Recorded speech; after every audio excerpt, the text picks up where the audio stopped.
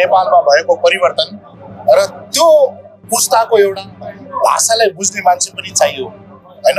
त्यो पुस्ताले के मागिरहेको छ त्यो पुस्ताको आवाजलाई बुझ्ने नेता चाहिएको नाताले हामीले त्यसलाई मनन गर्यौं। मैले त्यसलाई स्मरण गरेँ।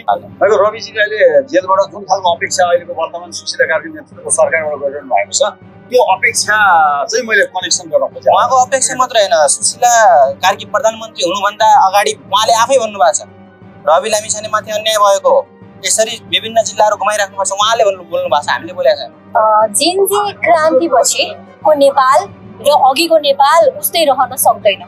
कुनै पनि समाजको कुनै पनि राजनैतिक तथा सामाजिक संरचना तथा इकाइहरू चाहिँ यथास्थितिवादमा रुमलिरहनु भनेको चाहिँ यो जेनजी क्रान्ति र शहीदहरूको यो योगदान र बलिदान माथिको अन्याय हो। टेररले पक्राउ हैन, हामीले पक्राउ गरेर राखेको छ। म आफै 8 घण्टा बसेँ। मेरो दाइलाई फलोअप गरेर ल्याउँदाखेरि माइती घरमा हिँड्दा दाइलाई छातीमा अहिले पनि गोली लागेको छैन, गोली भित्रै छ। अब बेला भयो राष्ट्र स्वतन्त्र पार्टीले विकल्पको राजनीति होइन मूलधारको मध्यम मार्गी राजनीतिक शक्तिको रूपमा उदाउने र वैकल्पिक शक्तिहरूलाई समेटेर एउटा साझा कमन एजेन्डा सुशासनको लागि र भ्रष्टाचार विरुद्धको लागि र जेनजी क्रान्तिको मुद्दालाई संस्थागत गर्नको लागि चाहिँ यो मुख्य एजेन्डा बनाएर अगाडि बढ्नुपर्छ भनेर यो एउटा सुरुवात हो। अब जुन जेनजी पुस्ताले आन्दोलन मार्फत जुन परिवर्तन खोजेको छ त्यसको सही संस्थागत परिवर्तन गर्ने आधार चुनाव नै हो र औपचारिक रूपमा चुनाव मार्फत नै गर्न सकिन्छ र चुनाव समयमा होस् भन्ने उहाँको बुझाइ छ। उहाँलाई बाहिर बसेर उहाँले गर्न पाउनुपर्छ एउटा मानवताको हिसाबले जसरी उहाँले व्यवहार गर्यो, विभिन्न फरक फरक जिल्लाहरूमा उहाँलाई घुमाइयो, राति त्यसरी गरियो, उहाँहरूले एउटा जुन पीडा भोग्नुभयो त्यो कसैले पनि भोग्नुहुन्न। त्यो उहाँहरूले फैसला भएर उहाँ दोषी भएपछि कारवाही हुनुपर्छ। र हाम्रो उपस्थिति 2 पटक सरकारमा भयो, एक पटक 3 वर्षसम्म हाम्रो संसदमा उपस्थिति हुँदै गर्दा हामीभन्दा साना भाइ बहिनीहरूले सडकमा उत्रिएर आन्दोलन गरेर गोलीले खानुपर्ने स्थिति किन आयो त हैन? त्यसको समीक्षा चाहिँ अन्य दलहरूले गरून् नगरून् राष्ट्र स्वतन्त्र पार्टीले गर्नै पर्छ। अझै उहाँ भाग्ने मान्छे त होइन, गृहमन्त्री उप प्रधानमन्त्री भइसकेका व्यक्ति। यो भन्दैमा म उहाँको फेभरमै उहाँले के गर्नु भएको छैन भने भएको छ भने छानबिन हुनुपर्छ। छानबिन गरेर उहाँलाई बाहिर बसेर आफूले जुन मानवताका हिसाबले जुन लडाइँ लड्नु पाउनुपर्छ त्यो लड्न पाउनुपर्छ। 5 महिना अगाडि जति बेला कुलमानजीलाई एमपी पोजिसनमा हुँदै गर्दाखेरि लखेटिँदै थियो उहाँले सार्वजनिक रूपमा के भन्नुभएको छ भने यदि कुलमानजी राजनीतिमा आउन इच्छा राख्नुहुन्छ र रासोपामा आउने हो भने म मेरो पदै त्याग गर्न पनि तयार छु भन्नुभएको छ डाक्टर सोडेलले भन्नुभएको छ। त्यसले गर्दाखेरि एकदम स्वाभाविक रूपमा हामी तयार छौँ। राजनीतिक प्रतिशोध अथवा अन्याय भयो रविलाई भन्नेहरूबाट चाहिँ त्यति बोलिदिँदा हुन्छ, मलाई फेभर गर्नु परेन, त्यति चाहिँ बोलिदिँदा हुन्थ्यो भन्ने खालको उहाँले त्यो मुद्दा लेख्नु भएको छ। यसमा तपाईँले कसरी हेर्नु भएको छ? तपाईँहरूले होइन, ह्युमेनिटीका अनुसार उहाँलाई अहिलेसम्म प्रुफ भएको छैन। उहाँ एउटा आरोपित मात्रै हो, उहाँ दोषी होइन। परिवर्तन गर्ने हो, त्यहाँभित्रको जिम्मेवार व्यक्तिहरूले चाहिँ लिडरसिप लिने हो, सकिन्छ भने चाँडोभन्दा चाँडो विशेष महाधिवेशन गर्ने हो। त्यो पनि नसकेको खण्डमा चाहिँ तलदेखि सङ्गठनका साथीहरूलाई सहभागिता निर्णयको अधिकार सहित उनीहरूलाई सहभागी गराएर एउटा रिफर्मेसन चाहिँ मैले यो एजेन्डा उठाइरहेको छु। मर्डर गरेको, हत्या गरेको उहाँले पक्राउ गर्नुपर्छ, मासिकिरो भनेर बोल्नुभयो, तर कुर्सीमा गएपछि उहाँले के बोल्दै हुनुहुन्छ? अहिले के गर्दै हुनुहुन्छ? छानबिन समिति बनाएको छ, छानबिन आयोग बनेको छ, त्योभन्दा अगाडि पक्राउ गरेर कारवाही गर्नु पर्दैन? उहाँले आफै पक्राउ गर्नुपर्छ भन्ने अहिले माथि गइसकेपछि छानबिन आयोग त विभिन्न आयोगहरू बनिरहेछन्। रवि लामिछाने भनेको राष्ट्र स्वतन्त्र पार्टीको संस्थापक अध्यक्ष हुनुहुन्छ, उहाँले स्थापना गर्नुभयो। स्थापना जसले गयो ऊ बिनाको संस्था त कल्पना गर्नै सकिँदैन नि होइन। तर मैले के भनिरहेको छु, निर्वाचनभन्दा अगाडि घाइते र मृतक परिवारका मागहरू, सम्बोधनहरू, उहाँहरूका समस्याहरू समाधान गरेर यो जेनजी आन्दोलनलाई संस्थागत गरेर अगाडि बढ्नुपर्छ भन्ने हाम्रो माग। आजको दिनमा रवि बिनाको राष्ट्रमा सम्भव छैन, त्यसमा हामीले छलफल गरेनौँ। त्यो छलफल गर्ने विषय पनि रवि लामिछानेलाई चाहिँ मान्छु भनेर कोही आउँछ भने तपाईँहरू स्वागत गर्न सक्नुहुन्छ है? आजको दिनमा स्वाभाविक रवि लामिछानेलाई सभापति मान्ने, तर त्योदेखि मुनिका पद, मैले पदको नाम लिइनँ, त्यसमा चाहिँ ती सबै विकल्पमा हामी एकदम मजाले खुला छौँ। बहादुर देउवा, आरजी देउवा हेर्नु अहिले खुलेआम हामीले जिस्काएर एयरपोर्टबाट कसरी जानुभयो? उहाँहरू रेड पासपोर्टबाट जानुभयो, पासपोर्ट सिज गरिएको भनिएको छ, एक गरेर सब निस्किँदैछन्। यसरी त यो आन्दोलन गरेको आउँछ। त्यही भएर उहाँको घरमा खुलेआम करोडौँ पैसा भेटिएका छन्, पैसा उडेका छन्। एआई भन्नुभएको छ, लाइभ यहाँ तपाईँहरू सबै गएर खिच्नु भएको छ। जेनजी पुस्ता सँग सहकार्य पनि गर्ने जुन हामीले सुरु गरिसकेका छौँ र साथसाथै वैकल्पिक राजनीतिक शक्तिहरूसँग पनि सहकार्य गरेर जेन्जी पुस्ताले उठाएका मुद्दाहरूलाई संस्थागत गर्न कसरी राजनीतिक रूपमा सकिन्छ भनेर सुरु गरेको सकारात्मक एउटा विषय हो। एउटा दलले यसरी सबैलाई नयाँ सोच भएका, नयाँ क्रान्ति सोच भएका सबैलाई एकजुट गराउन खोज्नु, सबैका विचार बुझ्नु एकदमै राम्रो हो।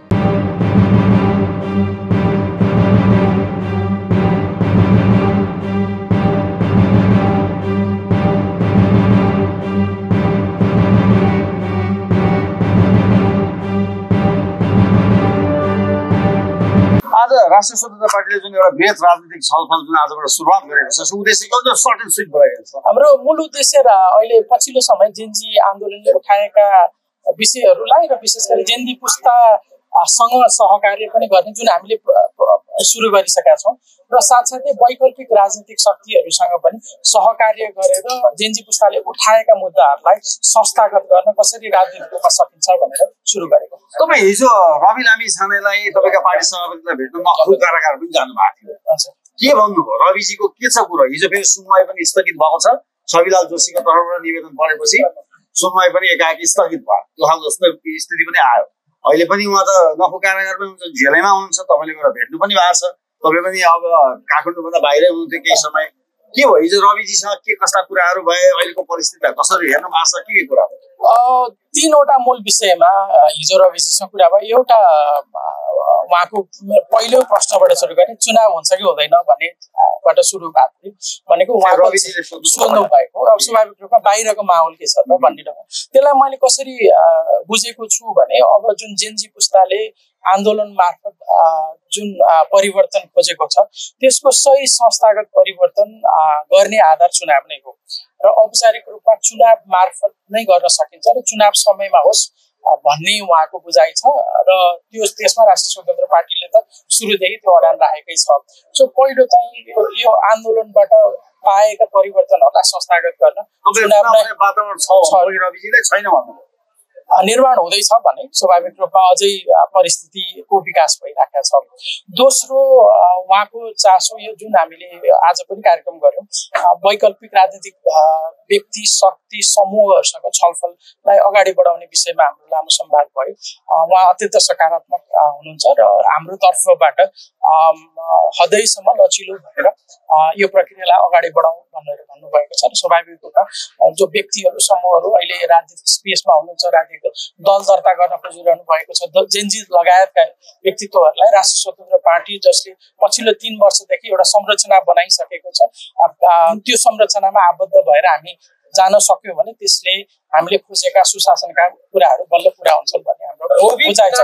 रासोपा कुराकानी भयो कि भएन, त्यो सम्भवै छैन। त्यसमा मैले पटक पटक भन्ने गरेको छु आजको दिनमा रवि बिनाको रासोपा सम्भव छैन, त्यसमा हामीले छलफल गरेनौँ। त्यो छलफल गर्ने विषय पनि रवि लामिछानेलाई चाहिँ मान्छु भनेर कोही आउँछ भने तपाईँहरू स्वागत गर्न सक्नुहुन्छ है आजको दिनमा? स्वाभाविक रवि लामिछानेलाई सभापति मान्ने तर त्योदेखि मुनिका पद, मैले पदको नाम लिन, त्यसमा चाहिँ ती सबै विकल्पमा हामी एकदम मजाले खुला छौँ। रवि लामिछाने अथवा सभापति भन्दा बाहिरका पदहरूमा अथवा पोजिसनहरूमा अथवा भूमिकाहरूमा सधैँ फेरि पद मात्रै महत्त्वपूर्ण हुँदैन।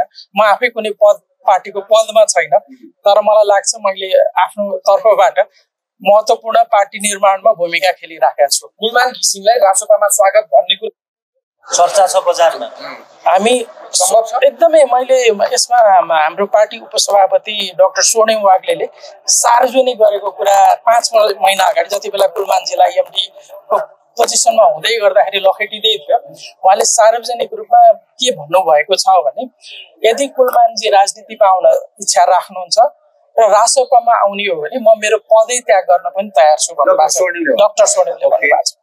त्यसले गर्दाखेरि एकदम स्वाभाविक रूपमा हामी तयार छौँ र हामी स्वागत गर्न आतुर पनि छौँ। अब जेन्जी आन्दोलनका दिन रासोपाका नेताहरू पनि फिल्डमै थिए, कतिपयले भनेका छन् घुसपेट भयो, जलाउने मध्ये रासोपाका नेता पनि हुन् भनेका छन्। त्यसो त रासोपाले किन संवेदनशील ती संरचना जलाएको हो? संसद भवन, सर्वोच्च अदालत, जिल्ला अदालत।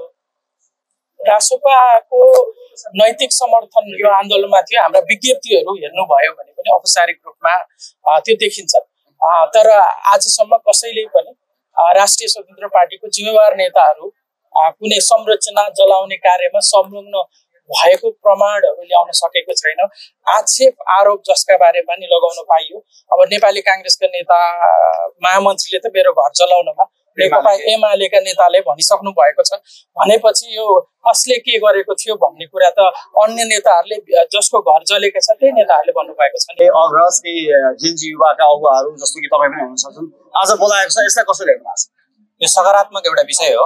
एउटा दलले यसरी सबैलाई नयाँ सोच भएका, नयाँ क्रान्ति सोच भएका सबैलाई एकजुट गराउन खोज्नु, सबैका विचार बुझ्नु एकदमै राम्रो हो।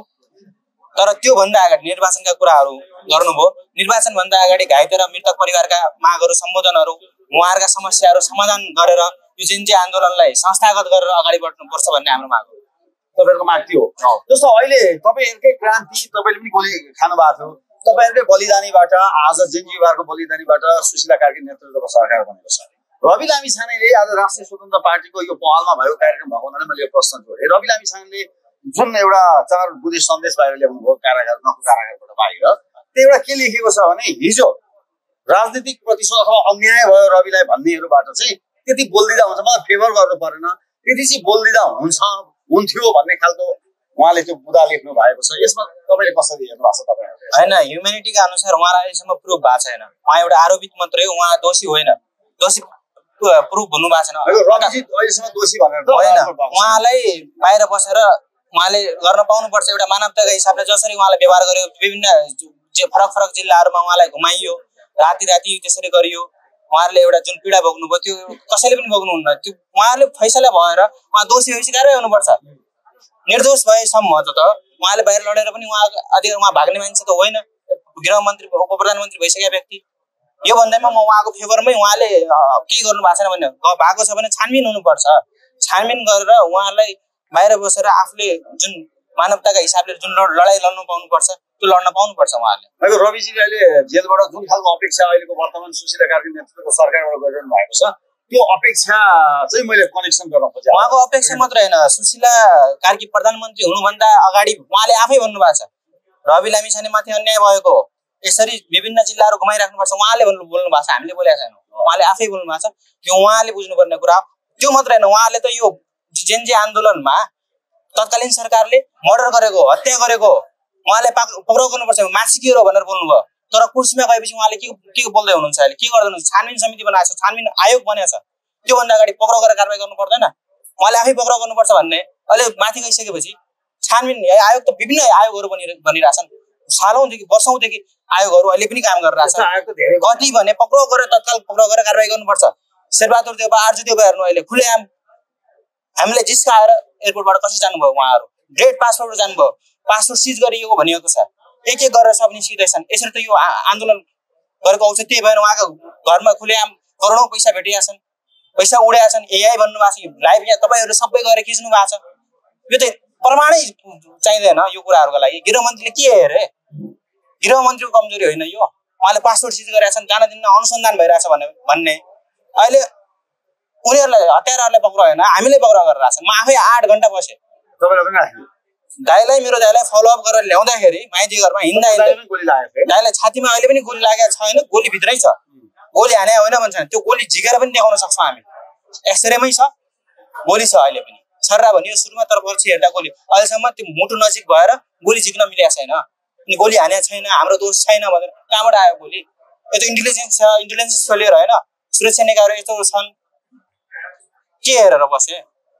भनेपछि अब तपाईँहरूलाई पनि एउटा आरोप चाहिँ छ कि अहिले जेन्जी अगुवाहरू पनि एकत्रित भएनन्, एकजुट भएनन्, त्यसैले उनीहरूको मुद्दाहरू चाहिँ अहिले ओझेलमा पर्ने अवस्था आयो भन्छ। यो हामी एकजुट छौँ, सबै एकजुट। पुरुषोत्तम यादव, प्रवेश दाहाल, सबै हामी, किशोरी कार्की जसले आन्दोलनमा घाइते भएकोहरूलाई बाइकमा बोकेर एउटा लेडिज मान्छे, उनीहरू सबै हामीसँगै छौँ। तर के देखाउन खोजिएको छ यो दलका व्यक्तिहरूले भनेपछि एमालेबाट, कङ्ग्रेसबाट, माओवादीबाट, विभिन्न दलहरूबाट यो एलायन्स, यो एमालेको जेन्जी, यो कङ्ग्रेसको Gen Z, Gen Z alliance, monarchy Gen Z, यो सब विघटन भएको छ, अलग अलग छन् भनेर देखाउन, पोर्ट्रे गर्न खोजिएको हो। तर सब एकजुट छौँ, तिनीहरू हाम्रो टिममा आउँदैनन्, आफू आउँदैनन्, बाहिर विभाजित छु भनेर देखाउन खोजिएको। सबै एकजुट छ। अहिले पनि पुरुषोत्तम यादव माथि हुनुहुन्छ, जसले यो आन्दोलन डिजाइन गरेका हुन्, उहाँले अनुमति लिएका हुन्।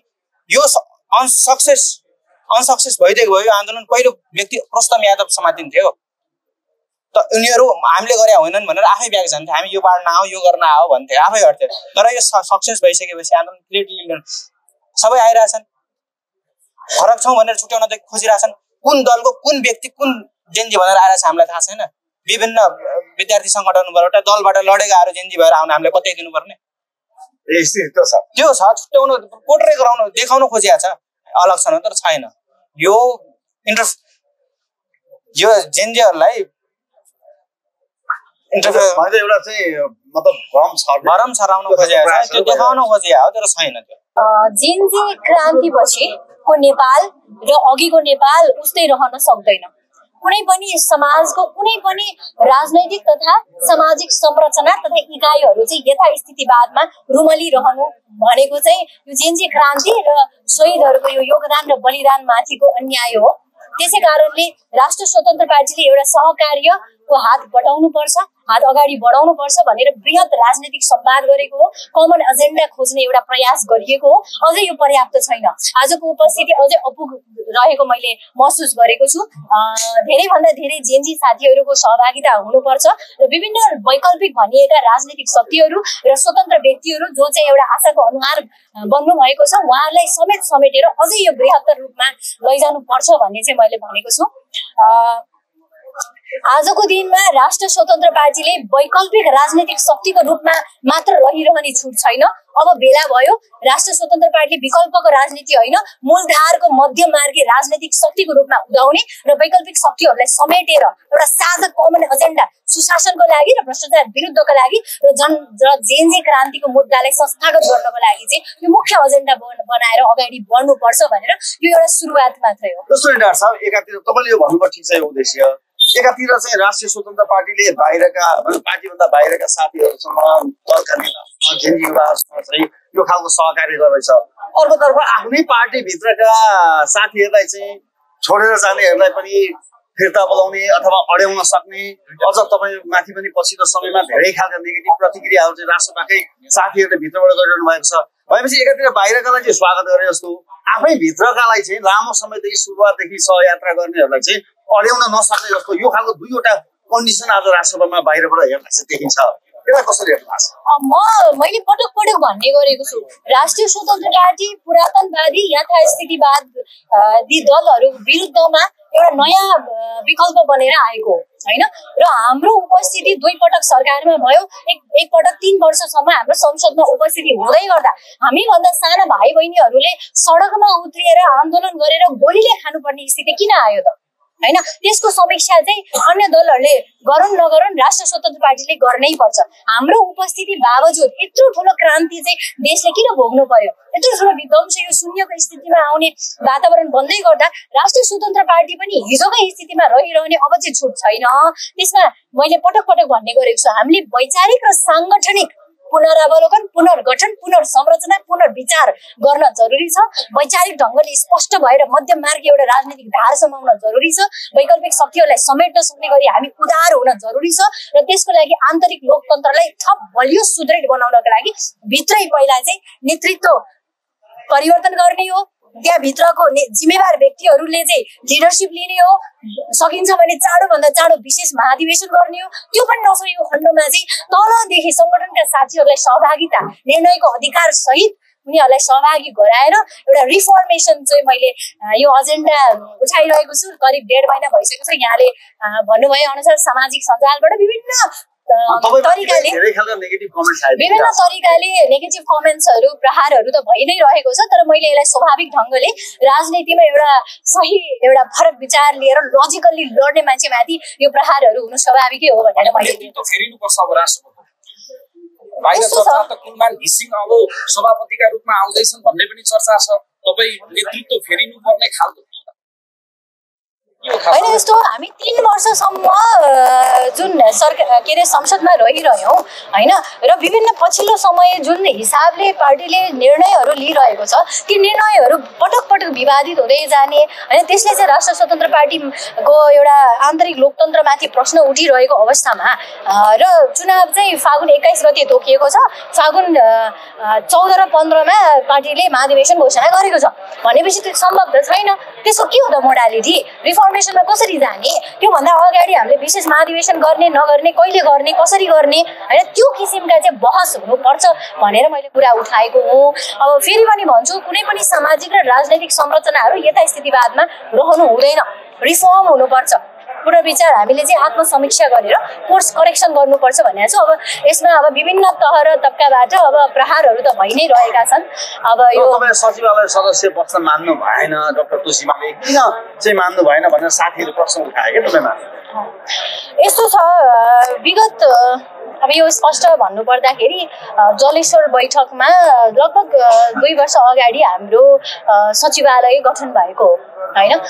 त्यो पछि आज 2 वर्षसम्म भयो र पार्टीले आफैले चाहिँ यो साङ्गठनिक प्रतिवेदन प्रस्तुत गर्ने, रिफर्मेसनका विषयहरू कुन मोडालिटीमा डिस्कसन गर्ने भनेर विस्तारित बैठक 2 हप्तापछि तय गर्दै गर्दा हतारमा सचिवालय विस्तार गर्नु आवश्यक थिएन भन्ने चाहिँ मेरो स्पष्ट भनाइ हो।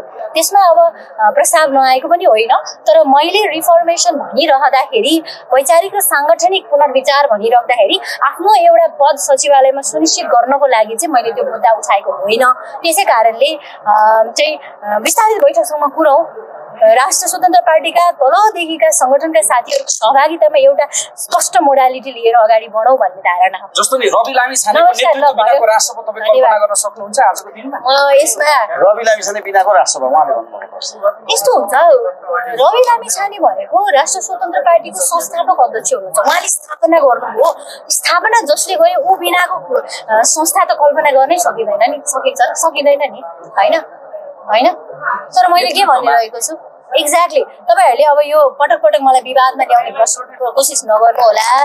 मैले केन्द्रीय नेतृत्व भनेर व्यक्तिलाई होइन, म युनिटलाई चिन्छु। त्यो भनेको केन्द्र समिति, केन्द्रको पदाधिकारी, केन्द्रको सचिवालय, त्यहाँ चाहिँ पुनरावलोकन पुनर्गठन आवश्यक नै छ।